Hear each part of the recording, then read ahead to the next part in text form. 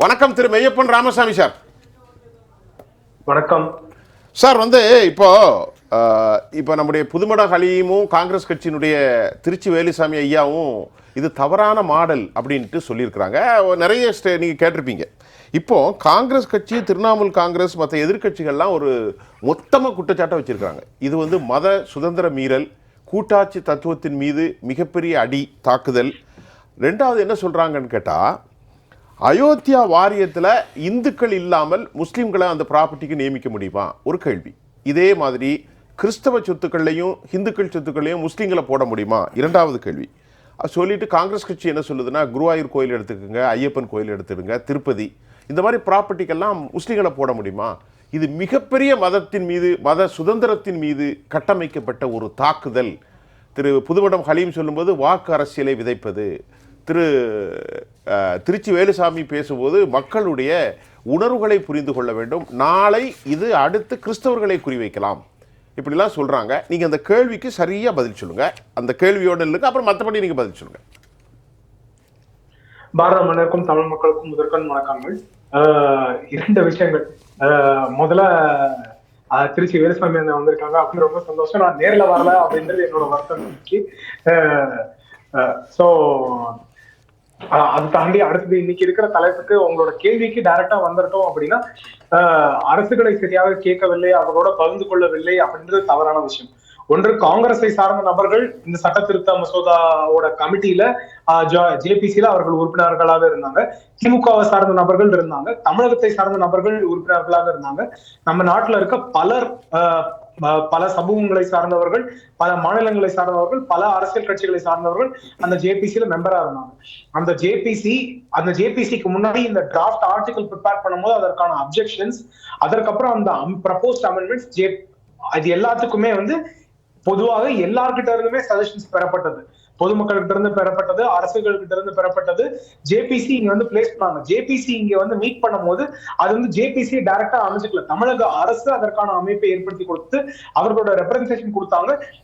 இங்க இருந்த minority கமிஷனும் minority மினிஸ்ட்ரியும் தான் அதற்கான ஏற்பாடுகளே செய்திருந்தாங்க. சோ இந்த மாதிரி எல்லா மாநிலங்கள்லயும் அந்த ஜேபிசி அப்படின்றது போய் விசாரிச்சு என்ன நிலைமை, அங்க இருக்க மக்களோட நோக்கம் என்ன அவர்களோட வருத்தம், அவர்களோட அப்ஜெக்ஷன் என்ன கேட்டு தெரிஞ்சுக்கிட்டாங்க. நானும் போய் என்னோட அப்ஜெக்ஷன் பிளேஸ் பண்ணேன். நான் இரண்டு மாதிரியாகும். நான் இந்த சட்டமே தேவையில்லை, நான் சட்ட திருத்தம் இல்லை, அந்த சட்டமே தேவையில்லை, செக்யுலர் கண்ட்ரி அப்படின்னு சொல்லும்போது சட்டமே தேவையில்லை.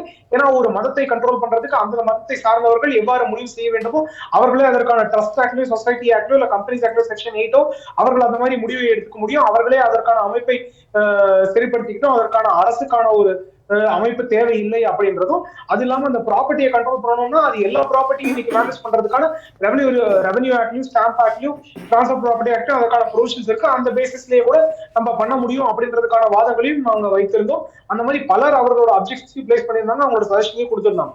சோ அதனால இந்த அரசு யாரையுமே கேட்கவே இல்லை, அவர்களாக ஒருமித்தமாக நியமித்து விட்டார்கள், அவர்களாகவே செய்து விட்டார்கள் அப்படின்றது தவறான கருத்து. பிளஸ் இந்த அப்ஜெக்ஷனை பிளேஸ் பண்ண ஜேபிசியில இது என்னன்னா, அசதுன் ஒய்சி மாதிரியான நபர்களும் இருந்தார்கள். அவர்களும் கேள்வியும் கேட்டாங்க. நாங்க அப்ஜெக்ஷன்ஸ் பிளேஸ் பண்ணுவோம், அப்ஜெக்ஷன்ஸ் ரீசனிங்கும் அவர் கேட்டாரு. சோ அதனால ஒரு எக்ஸ்பிளனேஷனே இல்லாம, ரீசனிங்கே இல்லாம நடந்தது அப்படின்னா இது ஏகபத்தமாக பிக் பிரதராக அவங்க தனியாக மத்தியில் ஆட்சியில் இருக்கும் கட்சி செய்து விட்டார்கள் அப்படின்னா அது முற்றிலுமாக தவறு. ஒன்று. அடுத்தது, இன்னைக்கு இருக்கிற கேள்விகளுக்கு வந்துட்டோம் அப்படின்னா, மத்த நம்பிக்கை சார்ந்த அமைப்புகளுக்கு, அந்த நம்பிக்கை சார்ந்த விஷயங்களுக்கு வேற ஒரு நம்பிக்கை சார்ந்தவரை நியமிக்க முடியாது. அதே மாதிரி இன்னைக்கு முத்தாவலியோ காசியோ இஸ்லாமியர்களை தவிர்த்து வேற யாரையுமே அமைக்க முடியாது. இங்க வக்ஃப் போர்டு, வக்ஃப் கவுன்சில், அதுக்கப்புறம் அங்க முக்கியமாக இரண்டு இஷ்யூஸ் எங்க மதம் சாராத விஷயங்கள் வருது அப்படின்னா, சொத்து விவரமான விஷயங்களை பார்க்க வேண்டும் அப்படின்ற போது அந்த விஷயங்களுக்கு எக்ஸ் அஃபிஷியோ மெம்பர்ஸ் அப்பாயிண்ட் பண்ணப்படுறாங்க. அந்த எக்ஸ் அஃபிஷியோ மெம்பர்ஸ் அரசு சார்ந்த நபர்களாக இருக்காங்க. அவங்களோட அந்த பொசிஷன்ல இருந்து அவர்கள் அந்த கேள்வி கேட்கறதுக்கான வாய்ப்பு வருகிறது. ஏன்னா ரெவன்யூ ரெக்கார்டை செக் பண்ணணும். ரெவன்யூ ரெக்கார்டை ஒரு குவாசி ஜுடிஷியல் அத்தாரிட்டி பார்க்க வேண்டியதுக்கான தேவை இருக்கு. அந்த குவாசி ஜுடிஷியல் அத்தாரிட்டியாக இருப்பதற்கான அனுபவம், தேவைகளையும் பூர்த்தி செய்தவர்கள் யாரு அப்படின்னா, அந்த டிஎன்பிசி குரூப் 1 இல்ல ஐஏஎஸ், ஐஆர்எஸ், அந்த மாதிரி யூபிஎஸ்சி குரூப் 1 குரூப் 2 கிளியர் பண்ண ஆட்கள் தேவையை பூர்த்தி செய்தவர்கள். மெய்யப்பன் ராமசாமி, நீங்க சொன்னது இப்ப நாம் எதுவும் அந்த ஒரு கேள்விக்கு மட்டும் பதில் சொல்லுங்க. காங்கிரஸ் கட்சி மட்டுமல்லாமல் எதிர்க்கட்சிகள் வைக்கிற குற்றச்சாட்டு, குருவாயூரப்பன் கோயில் சொத்துக்கு ஒரு முகமது அலியோ ஒரு பாசாவையோ ஒரு சித்திகையோ ஒரு அப்துல் காதரையோ நியமிக்கலாமா? முதல் கேள்விக்கு பதில் சொல்லுங்க. அதுதாங்க நான் சொன்னேன், விளக்கமான சொல்ல வேணாம். வந்து இஸ்லாமியர்கள் அல்லாத வேற யாரும் இருக்க முடியாது. ஏன்னா அந்த மன்னிக்கணும், இது என்னன்னா ஒரு மசூதிக்கோ இல்ல அவர்கள் சார்ந்த அந்த இன்ஸ்டிடியூஷனுக்கோ அங்க பொறுப்பாளராக இருப்பவர் அந்த முத்தாவலியும் காசியும் ரெஜிஸ்டர் பண்றது, அந்த சொத்துக்காக சைன் போடுறது, இதெல்லாம் அந்த காசியும் முத்தாவலியும் தான். அங்க வந்து வேற யாரும் ஒருத்தர் பண்ண போறது கிடையாது.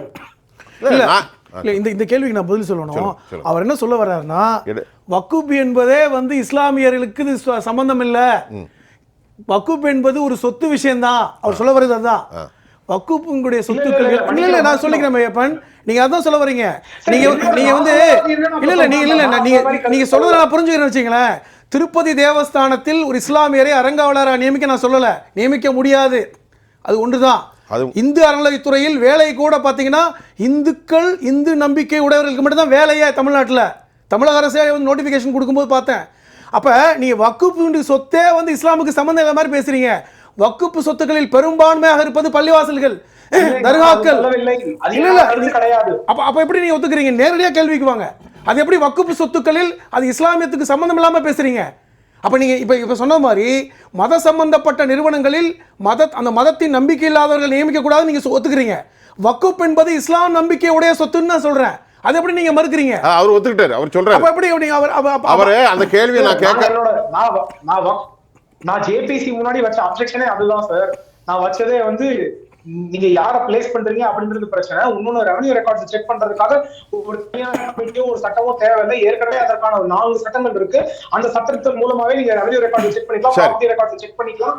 அதற்கான தனியாக ஒரு சட்டம் தேவையில்லை. அவர்கள் மத நம்பிக்கை சார்ந்து இருக்கிறதுக்கு ஏற்கனவே அதற்கான சட்டங்கள் இருக்கிறது. அந்த சட்டங்கள் மூலமாவே நீங்க வந்து கேள்வி கேட்டுக்கலாம் அப்படின்றதுதான் என்னோட அப்ஜெக்ஷன். ஜேபிசி முன்னாடி ஒரு அப்ஜெக்ஷன் தான் பண்றாரு. இந்த அமெண்ட்மென்ட் தேவையில்லை, ஆக்டே தேவையில்லை அப்படின்றதுதான் என்னோட அப்ஜெக்ஷனே. அவர் சாதாரணமா பேசுற மாதிரி பேசுறாரு.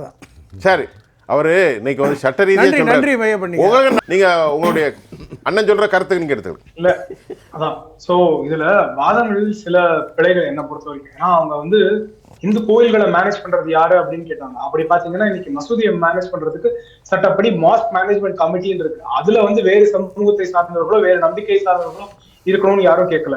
இதே மாதிரி இமாமா இருக்கிறதுக்கு, காசியா இருக்கிறதுக்கு, முத்தாவலியா இருக்கிறது, இதெல்லாம் வந்து வேற மதத்தை சார்ந்தவர்களோ வேற நம்பிக்கையை சார்ந்தவர்களோ நம்பிக்கை இல்லாதவர்களோ இருக்கணும்னு யாரும் கேட்கல. இங்க வந்து அதே மாதிரி வக்ஃப்லயும் வந்து ரிலிஜியஸ் மேட்டர்ஸ் டிசைட் பண்றதுக்கு எதுவும் கேட்கல.